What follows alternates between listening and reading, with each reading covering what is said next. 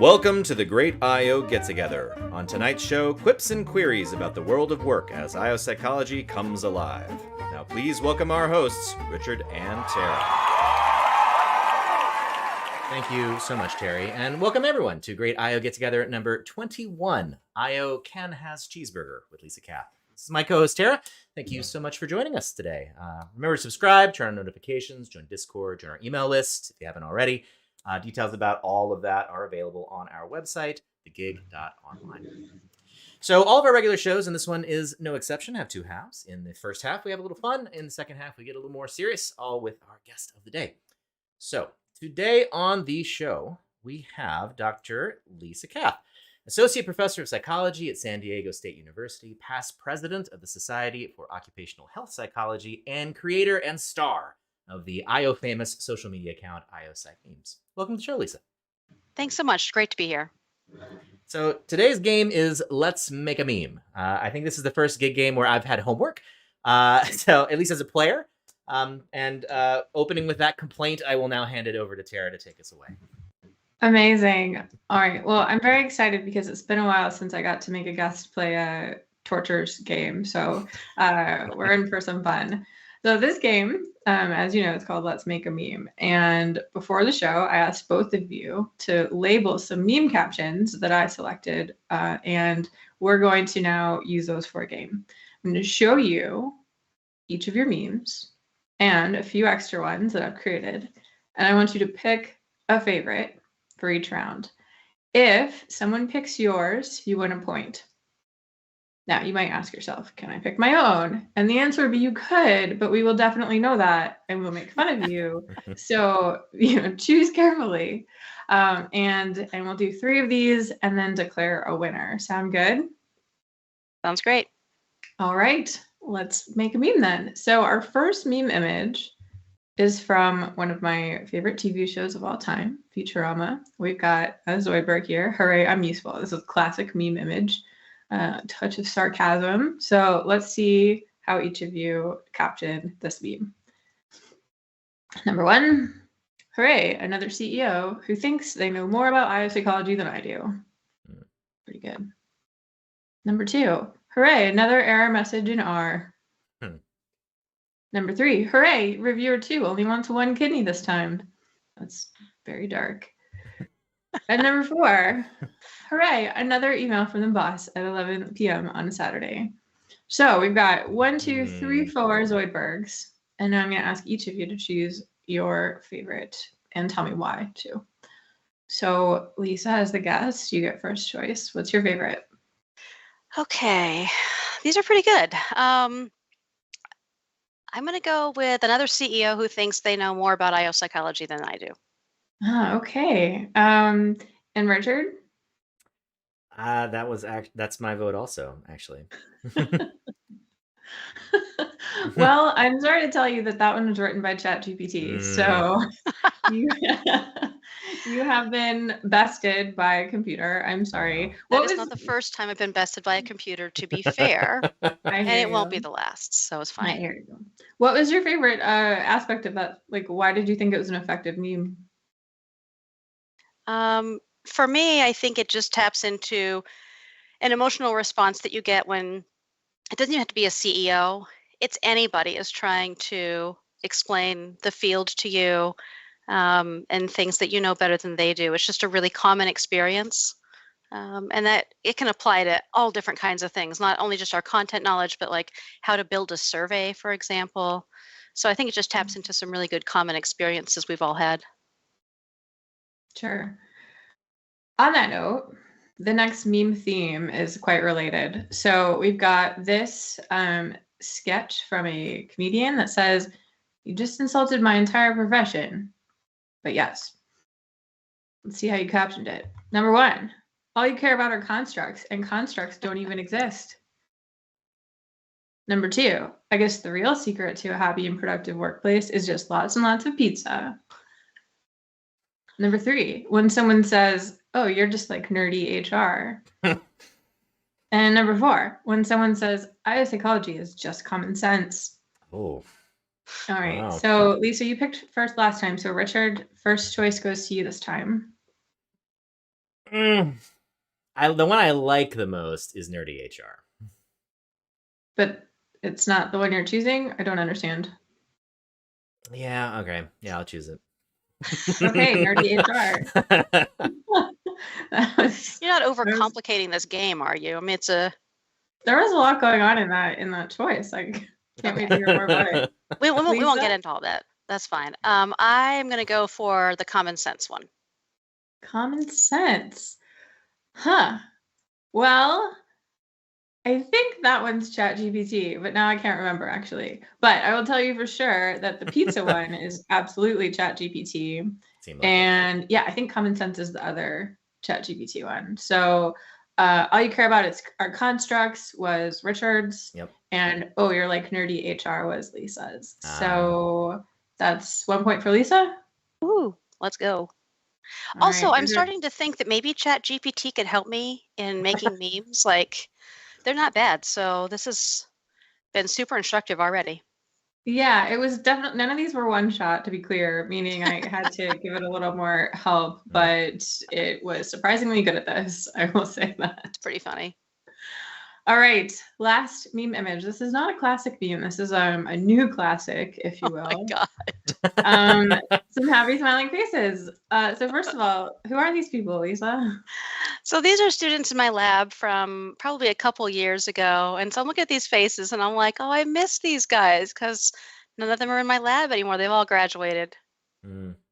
Well, they're living on in memes. So let's see how you each caption these. Number 1, hi there, want to take a survey? Number 2, meme powers activate. Number 3, when you and your IO psychology colleagues are all in sync, squad goals. And number 4, IO psychology nerds unite. So, Lisa, back to you. Which one is your favorite? Man. Okay, can I start with a confession? Yes. I don't remember which one is mine. That's really bad, but also really on brand for me. I have the memory of a goldfish, I swear. I mean, the one that I think is the funniest is the first one, but I'm afraid that one might be mine, and then that's cheating. It's not cheating. It's just a cause for mockery. So, if that's okay, if that's I can handle favorite, mockery. I mean, we've already learned that ChatGPT can do my meme job as well as I can. So, so I'm open to more ridicule. It's fine. Fair enough, Richard. So this is what happened last time too.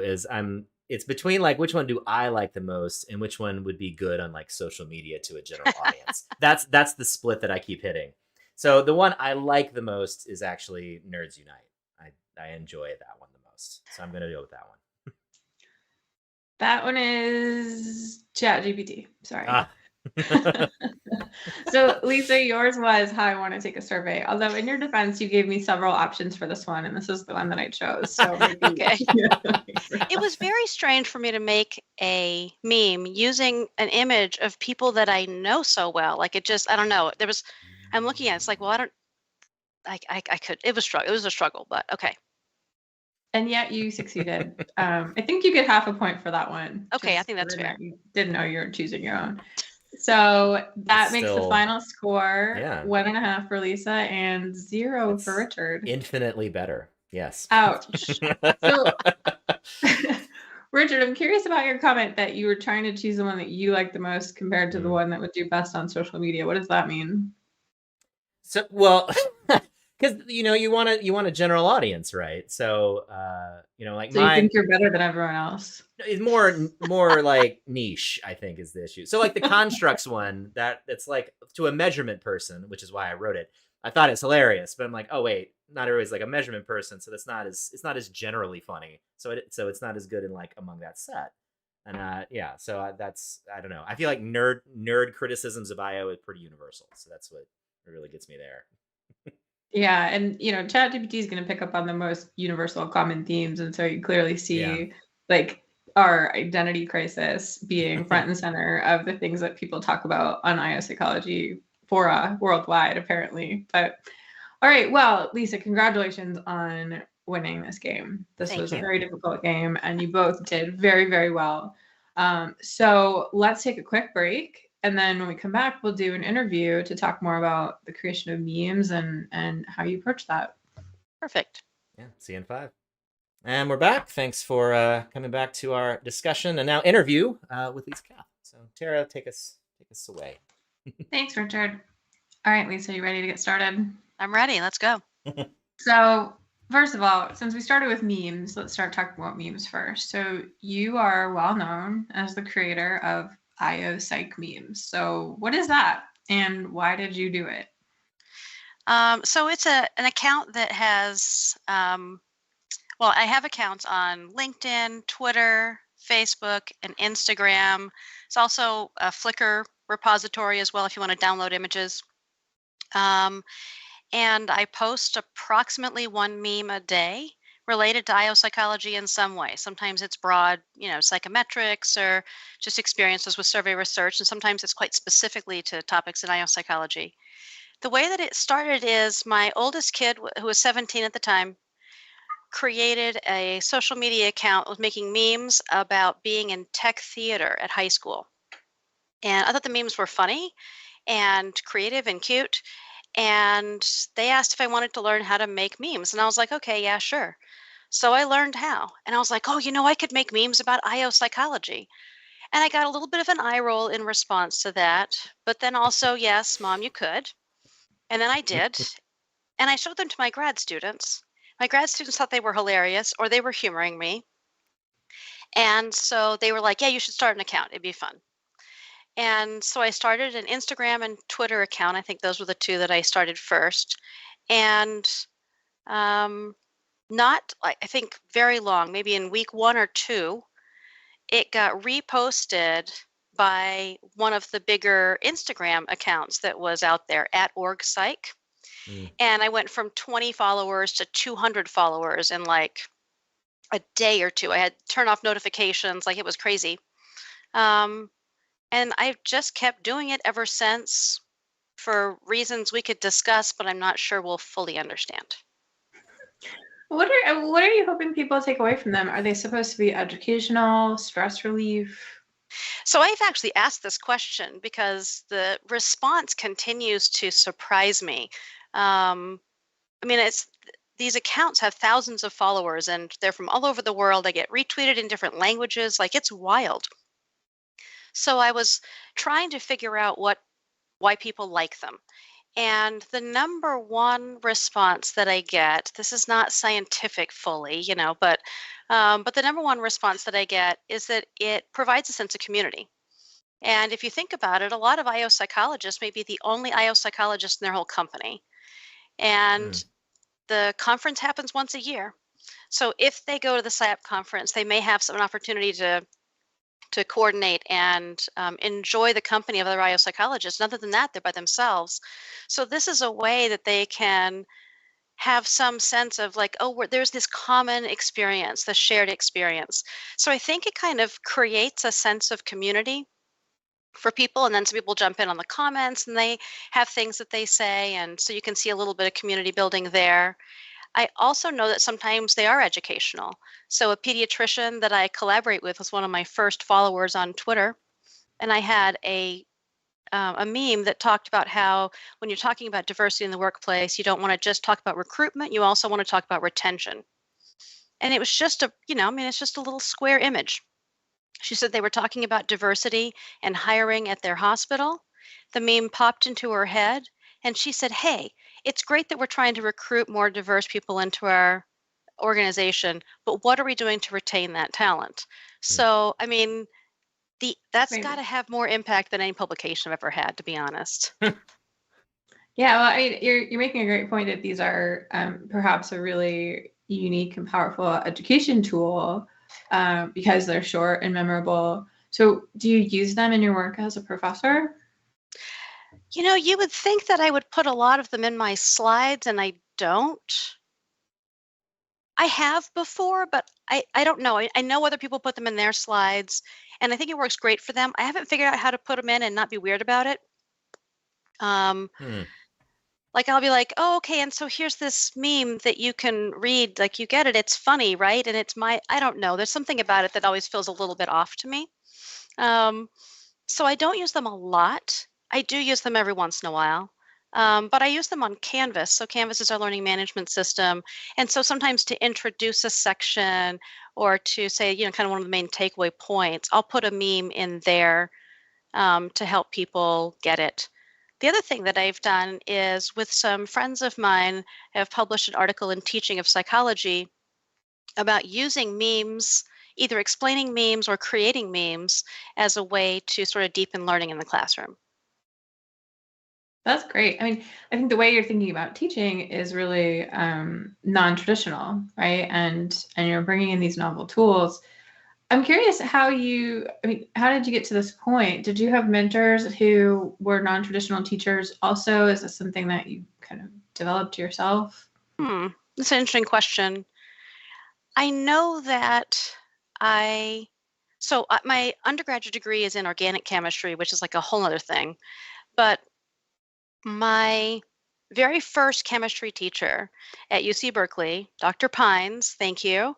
He was amazing. I mean, he's teaching it to this massive classroom of 350, probably like, 17, 18, 19-year-olds, teaching us about the periodic table. And he explained electron configuration.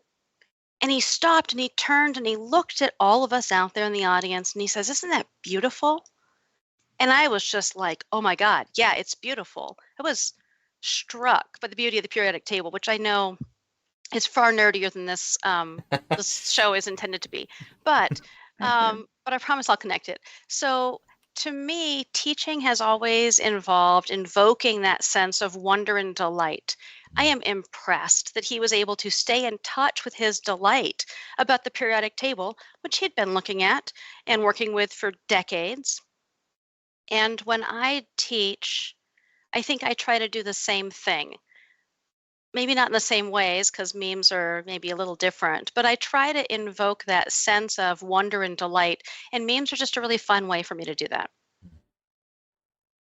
Yeah, I think that's something that means a lot to me too. Is making sure that our work is fun in addition to being important, right? Yeah, That we can enjoy what we're doing and we can smile and laugh. And I think sometimes people lose that sentiment along the yeah, way. It's a yeah. No, shame. that's super important to me. I think it's a very underrated thing to, be able to really have fun at work. And I try to Mm. remember that because it's very easy to slip into kind of a grind mentality of got so much to do and I've got so much going on because that's also true. But to be able to stay in touch with sort of the wonder of all of it is better for my well-being, and I think better for the kind of work that I produce. Fantastic. So let's zoom out a little bit and talk more broadly about social media and IO, and maybe connect it to some of those themes that you're talking about as far as improving well-being and improving people's work. So we, as IO psychologists, study workplace social media. We also exist on social media and Twitter and Instagram and all the rest.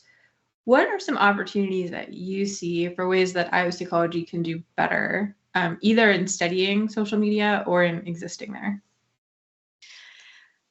It's so tough because social media is it feels so fractionated, and each social media platform has its own kind of personality, which is something that I've had a chance to experience more in my role as the IO meme queen, as I call myself sometimes. Um, and so I don't know necessarily what we could do better, except make sure that we have a presence. So Mm. everyone gets to step up to the microphone in social media. And if we hang back and we're not sharing our knowledge and we're not participating, then other people are, and they don't know the things that we know. Sometimes they're dead wrong. So I think it's important for us to have a presence on social media. Um, I know that sometimes in academia, like in my work on this account, where does it show up on my CV? No service, I guess. I don't know. It's kind of a throwaway line on a CV, and yet I think it may be some of my most impactful work. Mm. So I think you have to engage with social media in a way that aligns well with what you like to do. So I guess I'm kind of saying two things. Definitely get involved in social media, get out there, participate, but also participate only if you want to, or to the extent that it's right for you. Mhm. And I guess I see both of those things as coexisting okay. If social media as a whole is not for you, then don't. But if it is, see if you can find out ways that you can participate and get more good information out there, because I think the world is sorely lacking. I wish everyone had to take an IO psychology class. It would just make the whole world of work so much better. Did I get Yeah, too I far mean, afield? I feel like I kind of answered the question and kind of no, wandered off. that was great. That was great. And I'm glad that you framed it as a balance, because I think on one hand, of course, we need to do better sharing the knowledge of biopsychology. On the other hand, I think a lot of people feel pressure to, you know, be present, make noise, have a smart opinion, and that can create a really chaotic environment where, people are too focused on self-promotion and not focused enough on learning, because you can't listen if you're talking, right? So Hmm. I wonder how you think about that balance too of the ways that we can learn from other people and benefit in that way. Yeah, I think it's a great point. I definitely view social media as a bit of a conversation. And, I get comments on my posts, and sometimes they're helpful, and sometimes they're, crazy coming out of left field. Um, but for the most part, I appreciate when people are joining in the conversation and sharing other things with other people who may be reading those comments. I also have learned from some of the comments. Some people have said some things. There was one meme that I ended up having to, I didn't really retract it, but I did at least, make a comment that, oh, this knowledge of mine was outdated. I think it was Fred Oswald who corrected me. So, I mean, if Fred says it's not right, then, I believe him. And so, I had to make amends, sort of correct for that. That's all well and good. To me, the thing that comes across best in social media is authenticity, which I know is a word that gets used a lot these days and gets kind of cringy. But I mean it.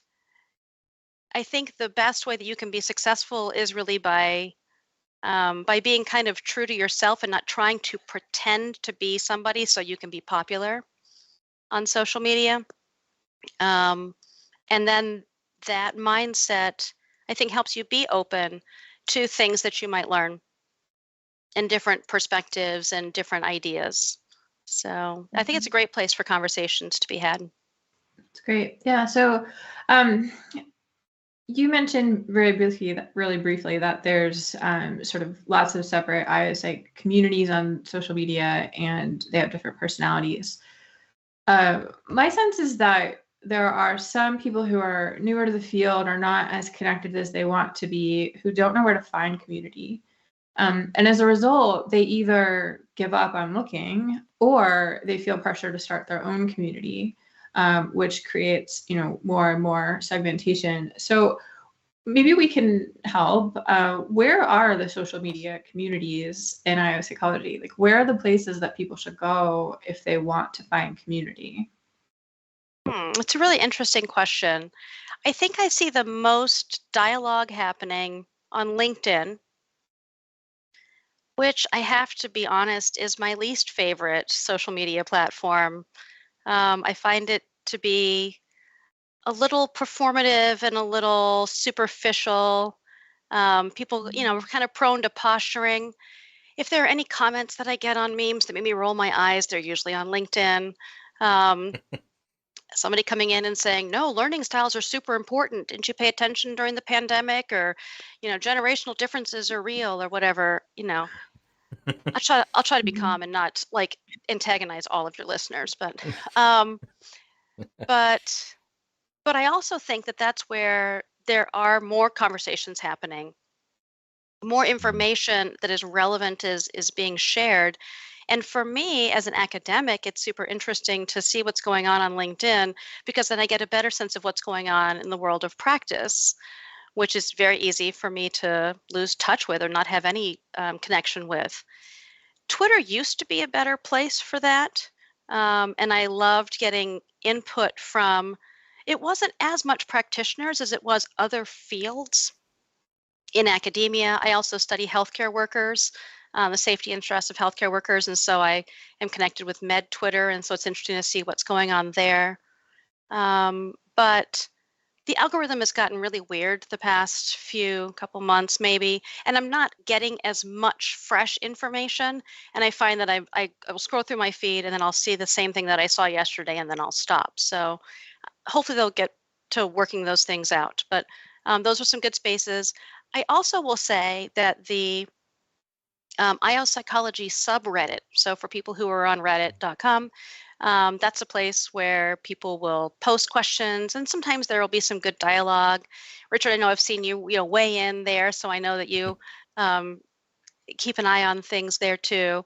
So that is, but my sense about that is that the people that are on there have a tendency to be more on the people analytics side. And so they may be more of the numbers folks in our field rather than the organizational development folks in our field.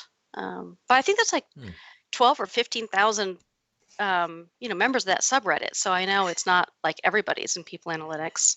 So does that answer your question in terms of like where to find community? And I think so. Yeah, it's funny to talk about Twitter as having communities because it isn't really, there's not a place you go, right? You just have to sort of follow people or look for tags, and it's not always easy. But I think some of the other places you mentioned, it's the barrier to entry is a lot lower. You can just join a community, be part of it, start sharing what you know, start asking questions essentially immediately. Yeah.